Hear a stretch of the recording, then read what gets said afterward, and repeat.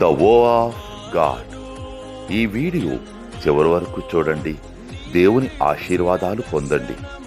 దేవుని నామములో మీకు నా హృదయపూర్వక వందనములు. మిమ్మల్ని మీ కుటుంబమును దేవుడు బహుగా ఆశీర్వదించునుగాక.